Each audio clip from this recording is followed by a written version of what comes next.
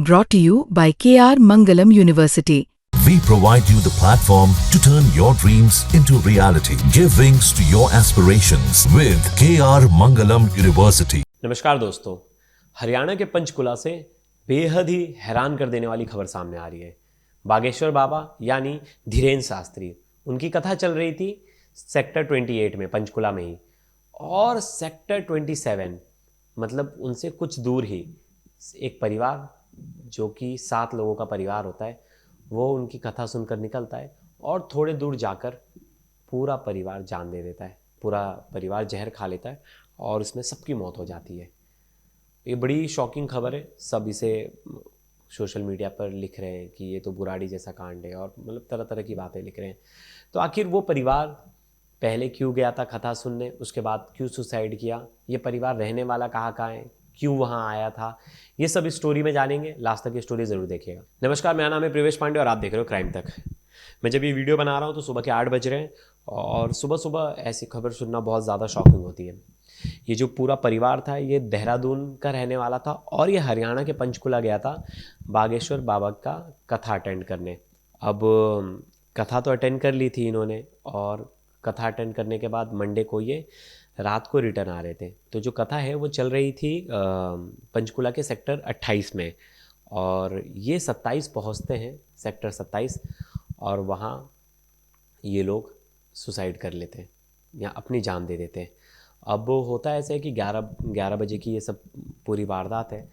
12 बजे पुलिस को कॉल किया जाता है, पुलिस मौका वारदात पर पहुंचती है। अभी तक पुलिस को पता नहीं है परिवार कहाँ से आया है, इनके बारे में कोई इन्फॉर्मेशन नहीं है। पुलिस पहुंचती है, अचानक से देखती है तो पुलिस को सस्पिशियस लगता है। पुलिस सबको एक नज़दीकी प्राइवेट अस्पताल में एडमिट कराती है।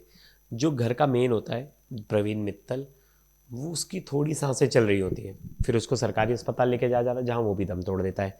तो ये परिवार में पूरे 7 लोग थे और एक कार में इनकी सबकी डेड बॉडी मिलती है। तो उसमें जो घर का मुखिया होता है सॉरी, उसका नाम है प्रवीण मित्तल, और उनकी वाइफ, उनके 3 बच्चे और उनके बूढ़े माँ बाप। तो टोटल 7 लोग होते हैं, और 7 के 7 लोग इस तरह से जान देना थोड़ा कहीं ना कहीं पुलिस को भी सस्पिशियस लग रहा था। पुलिस, उनके पास से एक सुसाइड नोट भी मिला जो परिवार था, और फिर पुलिस ने इसकी ज़्यादा इन्फॉर्मेशन निकाली तो पता चला कि ये पूरा परिवार देहरादून का रहने वाला है। और आस पड़ोसी से बात की तो पता चला कि प्रवीण मित्तल का टूर्स एंड ट्रैवल्स का बिज़नेस था, और बिज़नेस बहुत बुरी तरह से फ्लॉप हो गया था। उनके ऊपर बहुत ज़्यादा कर्ज बढ़ रहा था, दिन पर दिन पैसे बढ़ रहे थे, बच्चों की फ़ीस देने के लिए पैसे नहीं थे, घर चलाने के लिए पैसे नहीं थे। कहीं ना कहीं वो स्ट्रगल में जूझ रहे थे, और उनकी इतनी हालत ख़राब हो गई थी, इतनी बुरी तरह से तंगी आ गई थी कि सबको लग रहा है रीज़न ही, पहला रीज़न यही कि उस तंगी की वजह से ये शायद पूरे परिवार ने जान दे दी। और प्रवीण मित्तल के बारे में कहा जाता है कि वो तो अच्छे इंसान थे और ज़्यादा लोगों से बातचीत तो वैसे कम करते थे, लेकिन हंसमुख इंसान थे। और इस तरह से उनके पूरे परिवार का चला जाना बहुत ही खतरनाक और अफसोसजनक है कि मतलब कैसे कोई पूरा परिवार इस तरह का कदम उठा लेता है। और अभी तक ये पता नहीं चला है कि पूरे परिवार ने अपनी मर्ज़ी से ये कदम उठाया या उनको उनके खाने में या चोरी से किसी चीज़ में मिलाकर उन्हें दे दिया गया। क्योंकि अब तो 7 के 7 लोग इस परिवार के नहीं हैं, तो अब बताएगा कौन। और अब मुझे लगता है जो फॉरेंसिक इन्वेस्टिगेशन होगी, जो पोस्टमार्टम होगा, उसी में बहुत सारी चीज़ें निकल कर सामने आएगा कि क्या उन्होंने कोई ऐसे उन्होंने खाना खाया था, खाने में पॉइजन कंज्यूम किया या किसी और चीज़ में। लेकिन जिस तरह से ये देखा जा रहा है कि सुसाइड से पहले ये कथा में जा रहे थे, मतलब ये कहीं ना कहीं सॉल्यूशन ढूंढने की कोशिश कर रहे थे। इन्हें लगा कि शायद मैं वहाँ से जाके आऊँ और वहाँ मेरी सुन ली जाएगी और शायद मैं इस प्रॉब्लम से बाहर निकल जाऊँगा। और क्या पता अगर ये बात धीरेन्द्र शास्त्री को भी पता होती कि ये परिवार ऐसा कर रहा है तो वो तो मदद कर देते। मैंने देखा है बहुत सारी उनकी वीडियोज़ में कि वो लोगों को बुलाते हैं और पैसे इकट्ठा करके जो आदमी की आर्थिक सहायता हो या किसी भी तरह की सहायता हो तो कर देते। लेकिन लाखों लाखों लोग आते हैं उनके प्रवचन को सुनने के लिए, उनकी कथा को सुनने के लिए। और बहुत लोगों को लगता है कि लास्ट ऑप्शन तो भगवान है, और वो भगवान के दर पे जाने की कोशिश करते हैं और सोचते हैं कि वहाँ से कुछ सॉल्यूशन मिले। लेकिन जब लगता है कि सॉल्यूशन कहीं से नहीं मिल रहा है तो इस तरह का कदम उठा लेते हैं। लेकिन कहीं ना कहीं बात करनी बड़ी इंपॉर्टेंट चीज़ है। मैंने सुबह सुबह इस खबर को पढ़ा तो मुझे बड़ा बुरा लगा, और मैं सच में मतलब मॉर्निंग की शुरुआत इस तरह की खबरों से होती है तो बहुत अंदर से दिल बेचैन हो जाता है।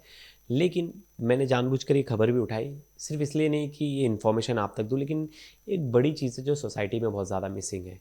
कोई किसी का दुख दर्द सुनने वाला नहीं है, कोई किसी के बारे में पूछने वाला नहीं है। आज के समय में मुझे नहीं लगता मुझे कोई फ़ोन करके या मैसेज करके पूछे, या आपको, आप सब में से हर किसी को, कि भाई तेरे लाइफ में क्या चल रहा है, सब ठीक है। मुझे लगता है माँ बाप कहीं ना कहीं इन सब चीज़ों में पूछते हैं, माँ बाप चीज़ों को जानते हैं, लेकिन और कोई है ही नहीं। अब सोसाइटी इतना नॉर्मल होता जा रहा है, इतना नॉर्मलाइज कर रहा है इस चीज़ों को कि कोई किसी के दुख का साथी नहीं बन रहा, कोई किसी की काउंसलिंग नहीं कर रहा, कोई किसी चीज़ से परेशान है तो उस परेशानी को समझने के बजाय उसको ये शर्म लग रही है कि अगर मैं ये चीज़ बताऊंगा तो लोग मेरा मजाक बनाएंगे। और इतना ज़्यादा सोसाइटी का प्रेशर है कि कोई अपनी बात ठीक से कह नहीं पा रहा, ना कोई उसकी सुनने वाला है। तो मुझे लगता है हमें आपस में अपने दोस्तों से और हमारे आसपास जो भी लोग हैं, हमें उनसे बात करनी चाहिए, हमें उनका दुख दर्द समझना चाहिए, उनसे पूछना चाहिए कि तेरी लाइफ में सब सही है, नहीं सही है तो बता मुझे, तेरा दोस्त है तेरे साथ, तेरी हेल्प करेगा। क्योंकि कभी कभी लगता है, और मुझे भी ऐसा लगता है कि मैं अपने बहुत सारे दोस्तों से नहीं पूछता, और मैं खुद भी इस चीज़ में परफेक्ट नहीं हूँ, लेकिन मैं भी ट्राई करूँगा कि मेरे आसपास कोई भी दिखे जो मायूस है, जिसके लाइफ में प्रॉब्लम चल रहा है, तो मैं पूछूँ, मैं उससे बात करूँ। क्योंकि हर चीज़ का सॉल्यूशन है, हर चीज़ का सॉल्यूशन है। ऐसा स्टेप उठाना तो बिल्कुल भी सॉल्यूशन नहीं है, इससे तो कुछ होगा नहीं, इससे तो परेशानियां बढ़ेंगी जीवन में। आपने मासूम लोगों का, मतलब 3 बच्चे जिन्होंने तो अभी उनकी पूरी उम्र बची थी, 2 बूढ़ी माँ, मतलब अपना पूरा जीवन इतनी अच्छी चीज़ों में लगा दिया, और इस उम्र में जाके उनके साथ ऐसा कुछ होता है। तो और किसी एक की गलती की सज़ा पूरे परिवार को नहीं मिलनी चाहिए, और ना उस आदमी को मिलनी चाहिए। सॉल्यूशन है, अगर मुझे लगता है लोन नहीं भर पा रहा है, नहीं भर पा रहा, तो वापस से स्टार्ट करे, कोई भी जॉब करे, धीरे धीरे पैसे चुकाने की कोशिश करे, रेंट पे रहे, कुछ भी गए, घर भी, मतलब ऐसा होता है बहुत बार लोग बोलते हैं कि मैं रोड पे आ गया, रोड पे नहीं आ गया। आप वहाँ से नहीं स्टार्ट करो। आपके जब तक दोनों हाथ दोनों पैर आपके साथ हैं, आपका साथ दे रहे हैं, आपका शरीर आपका साथ दे रहा है, तो मस्तिष्क को आपको इतना स्ट्रांग करना पड़ेगा कि वो भी आपका साथ दे। और आप कुछ भी कर सकते हो, जॉब वॉब कुछ भी कर सकते हो, धीरे धीरे उस बर्डन से बाहर निकलने की कोशिश कर सकते हो। लेकिन बहुत लोग इस सोसाइटी के प्रेशर को झेल नहीं पाते, और वो लोग क्या कहेंगे ये सोचकर बहुत ज़्यादा चिंतित होते हैं। ये ज़्यादा सोचकर चिंतित नहीं होते कि उनके ऊपर क्या बीत रही है, लोगों का क्या है, लोग तो कोई मदद करने वाला नहीं है, तो लोगों का क्यों सोचना।